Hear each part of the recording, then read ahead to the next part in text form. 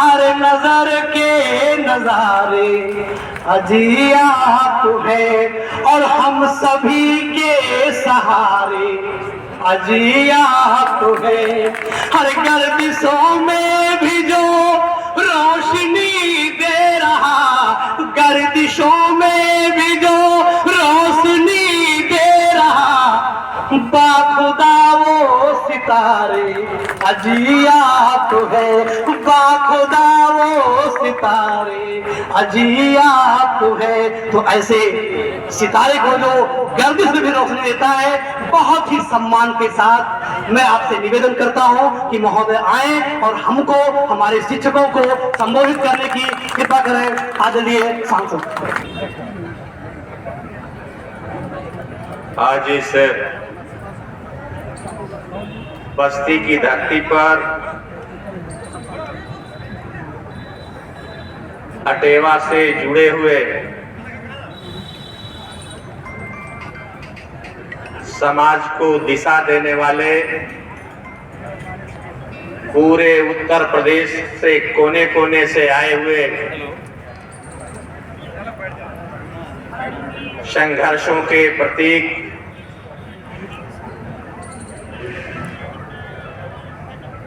हम आज इस धरती पर अपनी तरफ से और समाजवादी पार्टी की तरफ से इस धरती पर आपका स्वागत करते हैं, अभिनंदन करते हैं। आज आपके संगठन में जो संरक्षक के रूप में हैं श्री गुमान सिंह यादव जी, श्री हरिप्रकाश यादव जी और एकजुट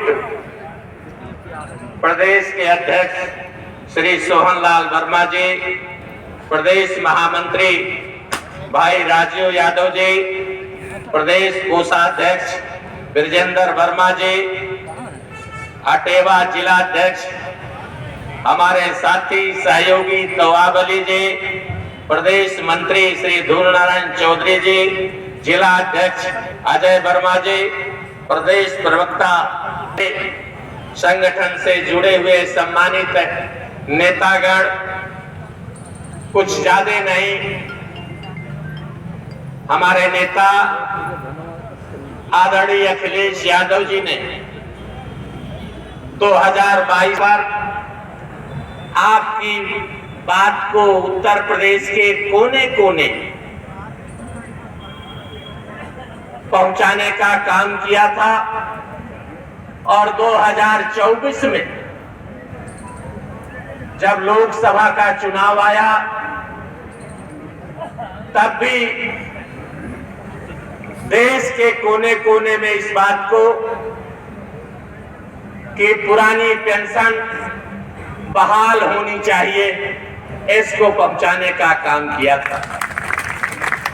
और हम भी समाजवादी पार्टी के एक सिपाही हैं, हमने भी अपने इस पूर्वी उत्तर प्रदेश में आपकी बात को जगह जगह रखने का काम किया था और पूरा पूरा सहयोग आपके संगठन का समाजवादी पार्टी को और इंडिया गठबंधन को मिलने का काम हुआ था।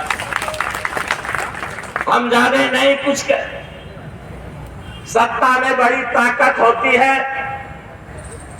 2022 में भी बड़ी उम्मीद थी, आप लोगों के अथक प्रयास के बाद भी कहीं न कहीं चूक हुई, जिसके कारण समाजवादी पार्टी सत्ता में नहीं आ सकी।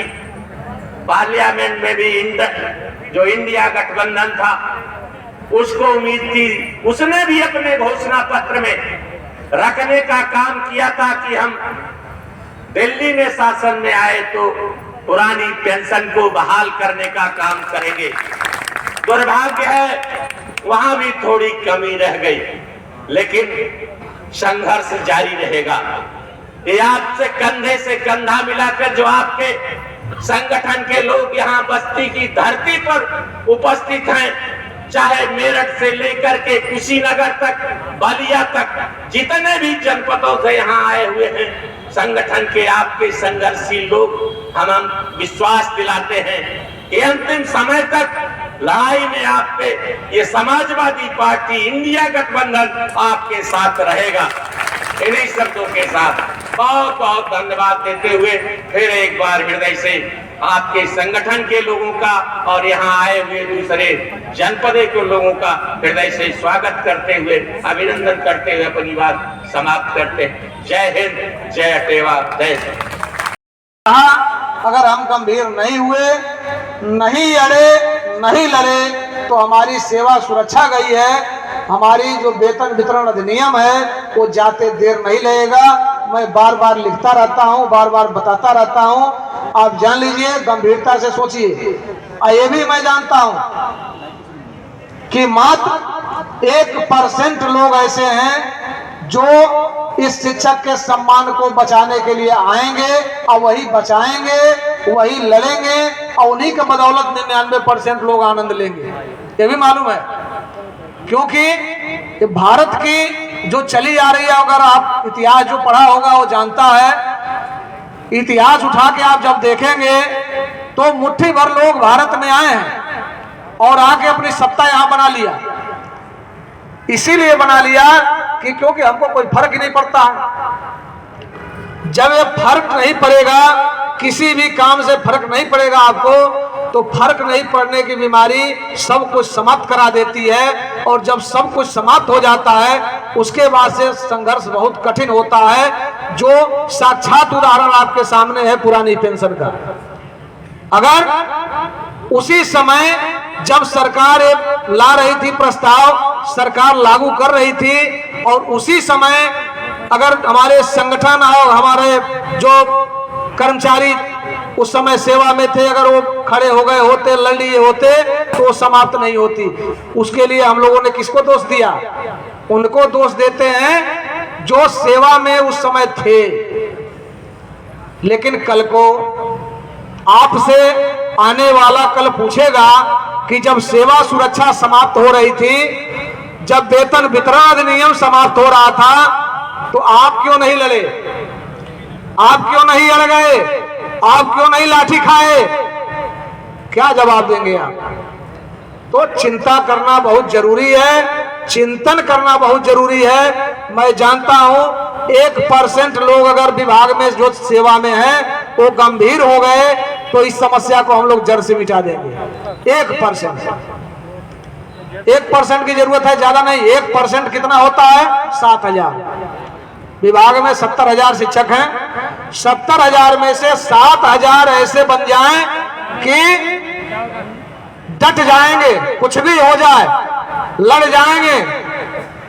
हर कुर्बानी देने को आपको तैयार रहना पड़ेगा, चाहे वो हो सकता है आपको वेतन कटवाने की नौबत आ जाए, हो सकता है आपको जेल जाने की नौबत आ जाए, हो सकता है आपके निलंबन का भी नौबत आ जाए, हो सकता है आपकी सेवा से बर्खास्तगी का भी नंबर आ जाए।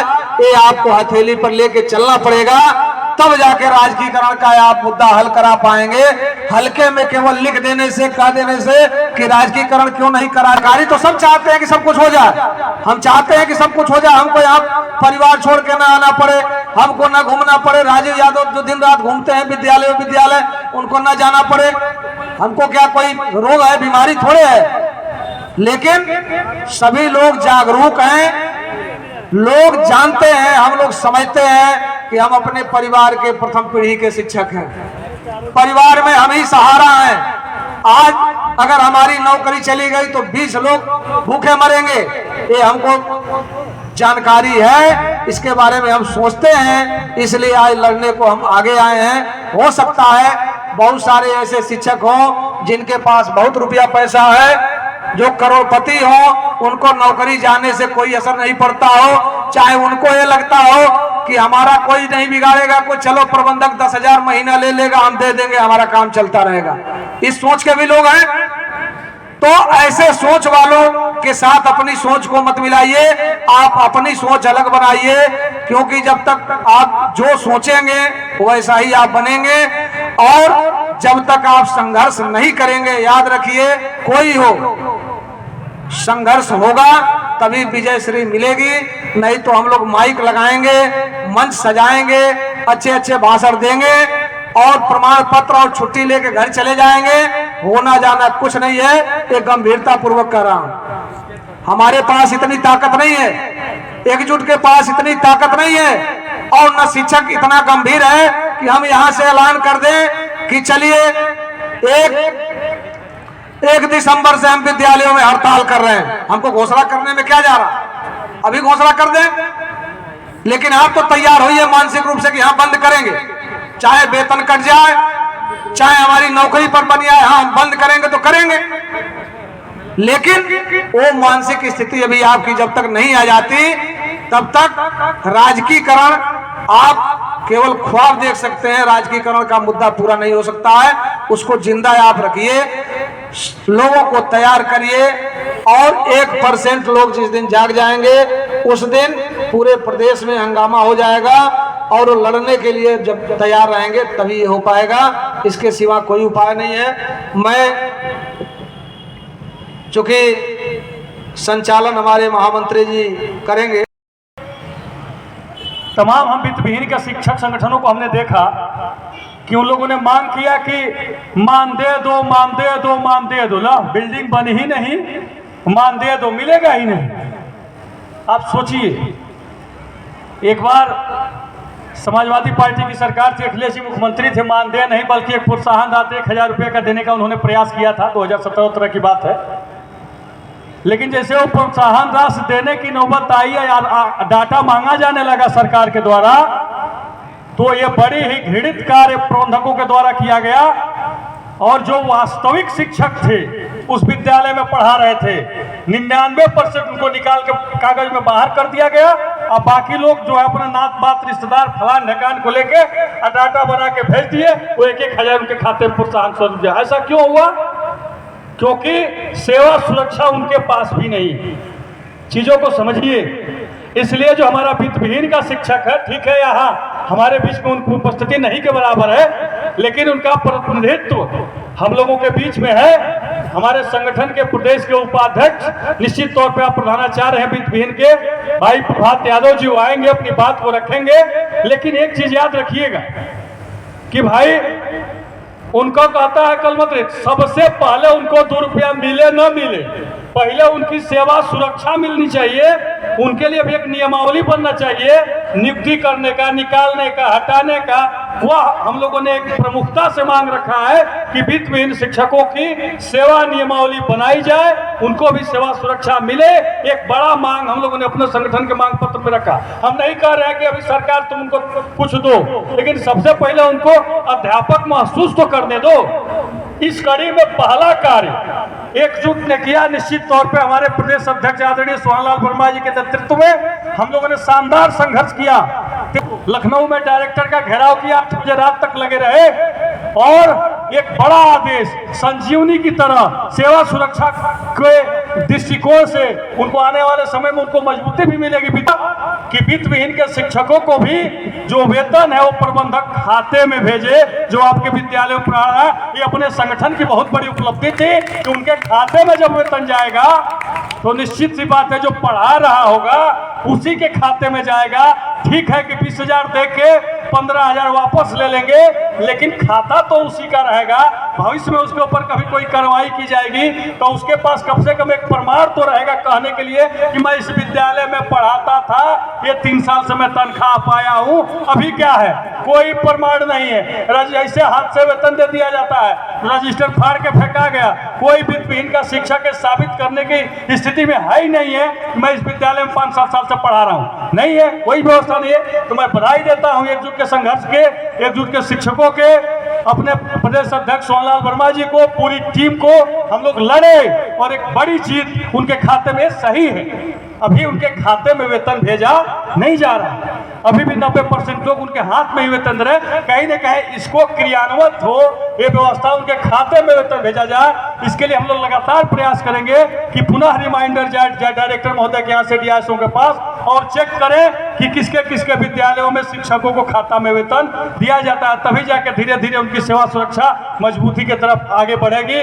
निश्चित तौर पर सेवा सुरक्षा उनका बनवाना प्राथमिक उद्देश्य है। जब सेवा सुरक्षा बन जाएगा, सरकार के नजर में आज के डेट में जो 90% वित्तविहीन का शिक्षक पढ़ा रहा है वो शिक्षक है ही नहीं है, उसके पास कोई रिकॉर्डे नहीं है। भाई जिसका रिकॉर्ड सरकार के पास है, सरकार उसी के लिए कुछ करती है। इन लोगों का कोई रिकॉर्ड नहीं है सरकार के नजर में 90% वित्तविहीन के शिक्षकों का।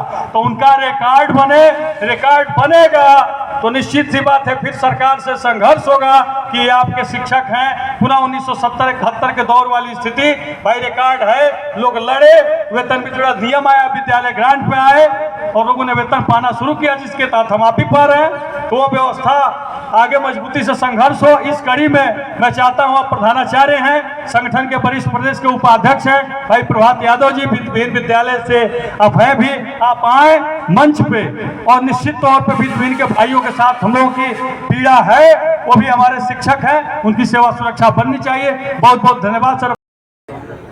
साथियों, अभी हमारा प्रथम सत्र समाप्त होने जा रहा है।